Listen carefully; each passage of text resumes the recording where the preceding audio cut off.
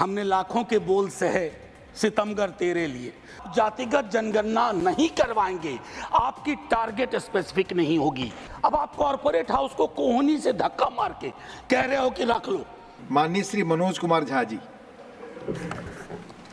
शुक्रिया सभापति महोदय।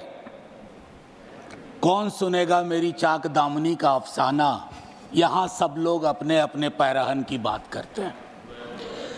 माननीय उपसभापति महोदय, माननीय इधर का इशारा किया। प्लीज। माननीय उपसभापति महोदय, मैं बजट पर आने से पूर्व प्री बजट कंसल्टेशन पर 30 सेकंड बोलूंगा। प्री बजट कंसल्टेशन होता है माननीय उपसभापति महोदय। मैंने उद्योगपतियों के साथ मीटिंग देखी, कॉरपोरेट हाउसेस के साथ मीटिंग देखी, और मैं आज की ही बात नहीं कर रहा हूं।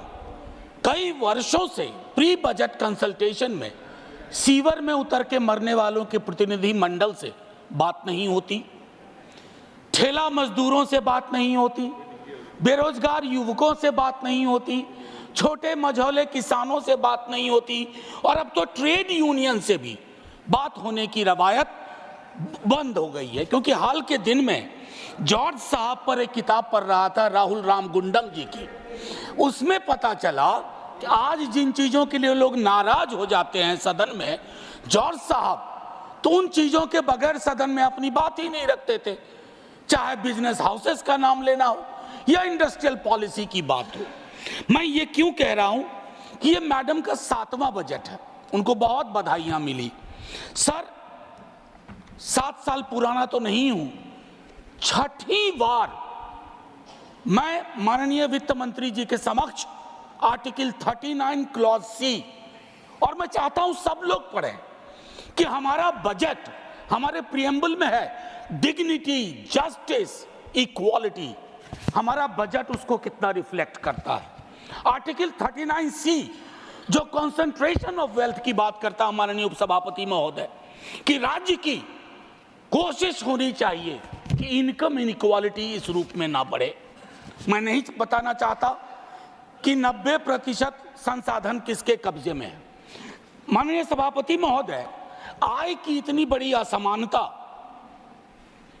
परेशानी इस बात से होती है, यह मत समझिएगा कि मैं धन संचय का विरोधी हूं या अमीरी का विरोधी हूं, लेकिन अश्लील अमीरी और जिसका भोंडा प्रदर्शन हमने हाल के दिनों में देखा है। सर, दिक्कत उससे है, इसलिए आय की असमानता पर बात होनी चाहिए। माननीय सभापति महोदय, मेरे साथी हमारी पार्टी से बोल चुके हैं। मैं मनरेगा पर 1-2 बात कहना चाहता हूं। अपने स्थापना से लेकर के आज तक पहली बार मनरेगा का उस रूप में जिक्र नहीं हुआ जैसा होता रहा है। 86,000 करोड़ दिए गए। सर, अभी मेरे पास पूरे आंकड़े हैं। 86,000 करोड़ जो कि इंतरिम बजट के बराबर हैं। आपका एक्चुअल एक्सपेंडिचर 1,05,000 करोड़ था, 20,000 का गैप है, और ये मैं इसके आधार पर कह रहा हूं, मैं आंकड़े गर नहीं रहा हूं। मैं दूसरी बात कहना चाहता हूं, इससे क्या होगा? मजदूरी के भुगतान में देरी होगी, सप्रेशन ऑफ डिमांड होगा, और क्वालिटी एसेट्स का निर्माण नहीं होगा। माननीय उपसभापति महोदय, भारत की शिक्षा, स्वास्थ्य और बाल विकास की योजनाओं में 50 लाख से ज्यादा स्कीम वर्कर्स हैं, जिसमें 90% से ज्यादा महिलाएं हैं। 5 वर्षों में उनके मानदेय बढ़ोतरी की कोई कोशिश नहीं हुई है। महोदय, कोरोना का पूरा भार किसकी लाश है, कौन बीमार है, इन्होंने उठाया। आपने इसकी मानदेय, चाहे आशा, ममता, आंगनवाड़ी, रसोईया आदि, कृषि को लेकर के एक बड़ी आबादी है, 65-70% अभी भी निर्भर है। खेतीहर मजदूर, छोटे मझौले किसानों, उनकी दिक्कतें अलग हैं। माननीय उपसभापति महोदय, कृषि के आउटपुट का आंकड़ा भी सवालों के घेरे में है, लेकिन सवाल लेंगे नहीं। Legal guarantee to MSP, what stops you?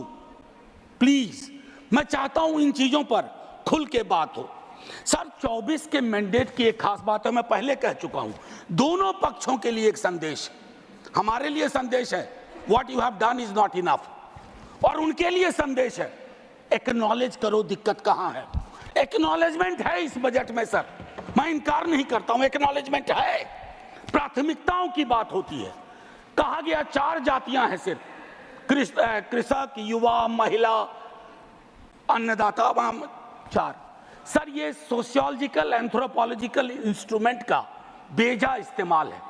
इस देश में जाति हकीकत है सर, 100 दफा बोल चुका हूं, और मैं कह रहा हूं कि जब तक आप जातिगत जनगणना नहीं करवाएंगे, आपकी टारगेट स्पेसिफिक नहीं होगी, आपका बजट मीनिंगलेस होगा, आपकी नीतियां लोगों तक नहीं पहुंचेंगी। सर पे हाथ रखने से, आंख पर हाथ रख लेने से हकीकत नहीं बदलती है सर। और I must tell you, idea which has arrived, you can not kill that idea. Caste census is that idea. Sir बेरोजगारी को लेकर के तकरीबन 27-28 करोड़ का बैकलॉग है सर, और बेरोजगारी की कहानी अद्भुत है।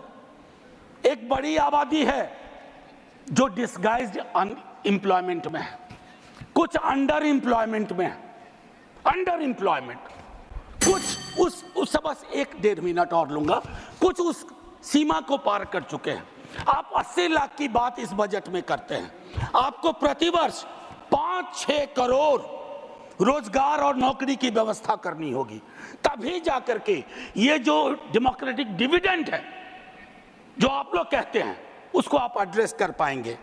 एमएसएमई सेक्टर सर, खास करके उसमें जो माइक्रो और स्मॉल है, आपने उसकी रीढ़ तोड़ दी है, चाहे डिमोनेटाइजेशन हो, जीएसटी हो, और रीढ़ तोड़ने के बाद सर सर्जरी चाहिए, बैंडेड नहीं लगाना पड़ता है, आप बैंडेड लगा रहे हैं। अप्रेंटिसशिप, इंटर्नशिप, एक ही बात कहूंगा सर, खत्म ही कर रहा हूं, 5,000 रुपया आप दे रहे हैं।